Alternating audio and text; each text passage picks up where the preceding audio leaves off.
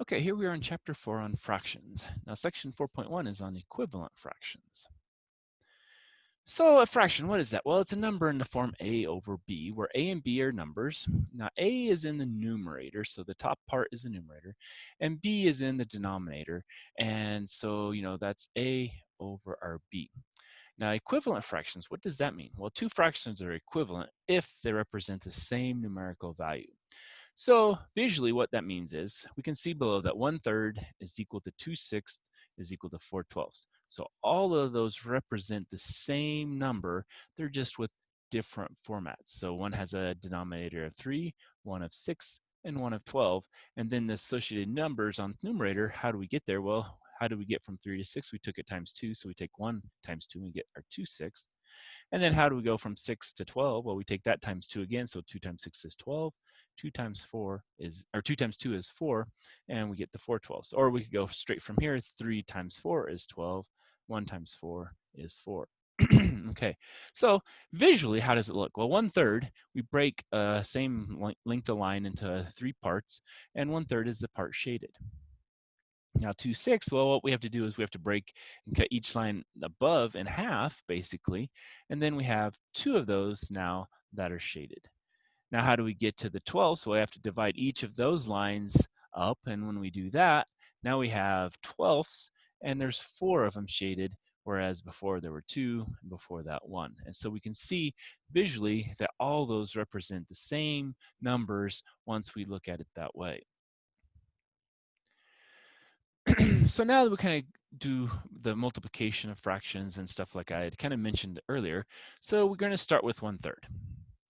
And then what we're going to do is we're going to multiply the numerator and the denominator by the same thing as 1. So if you think about 1, that can be 2 over 2. That's equal to 1 because 2 divided by 2 is 1.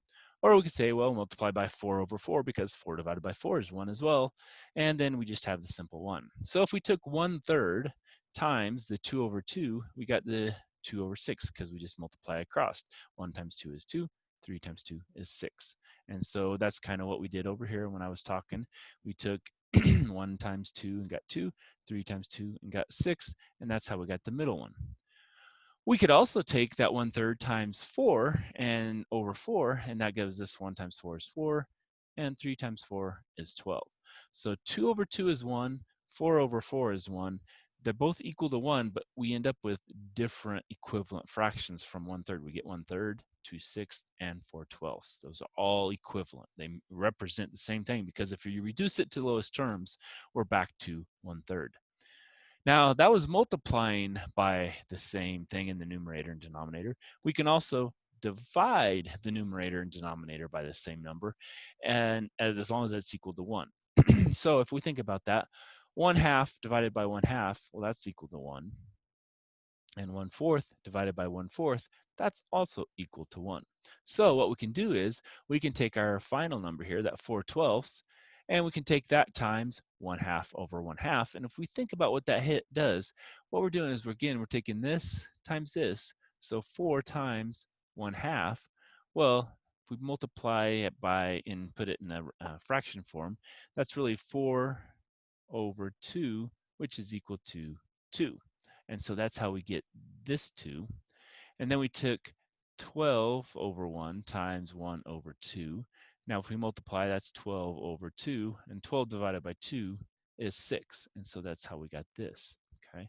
And so here we multiplied by, or divided by 2 on both the numerator and the denominator. Now, if we take that fraction, the 2/6, and divide by 2 again, well, 2 divided by 2 is 1, and 6 divided by 2 is 3. And so we can show that 1/3, 2/6, and 4/12 again are equivalent because we get the same thing. Now we could start at the first one, 4/12, and we could do the dividing by 4 on numerator and denominator, or multiplying basically by that 1/4. And 4 divided by 4 is 1. 12 divided by 4 is 3. And so we can go straight from 4/12 to 1/3 as well. And again, if we noticed, 1/2 over 1/2 equals 1, and 1/4 divided by 1/4 was also equal to 1. Now, how do we create equivalent fractions? We saw how, those are equivalent. But how do we create them? Well, we can take the original fraction and basically just multiply or divide the numerator and denominator by the same value to create the equivalent fraction. And we did that. We've seen how that works. Now, what is a divisor? Well, if D and A are natural numbers, and we say D divides A if and only if the remainder is 0, if this is the case, D then is a divisor of A. Okay, so for example, what does all that mean?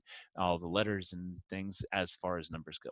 So what if we have 48 is divided by 6? Okay, well, if we write that properly, we have the 48 in here, we have the 6 out here. Now, if we take 6 into 48, well, 6 times 8 is 48, so we subtract that, and guess what? We get that 0. So that means the remainder is 0, and 8 is kind of our quotient. And so therefore 6 is a divisor of 48. So this then, because we have that remainder of 0, we say 6 is the divisor of 48. So in a similar fashion, is the remainder 0 for 35 divided by 6? Well, I don't know. Let's test it. So 6 goes into 35. Well, 6 times what? Well, 6 times 6 is 36. So let's do 6 times 5. Well, that's 30. We subtract that, we get 5. And so here we get a remainder of 5. So in this case, is the remainder 0? No. We got a remainder of actually 5, not 0. Okay. And so again, it just comes back down to doing long division and then seeing what your remainder is. All right, so I'll pause here and then I'll come back with some more.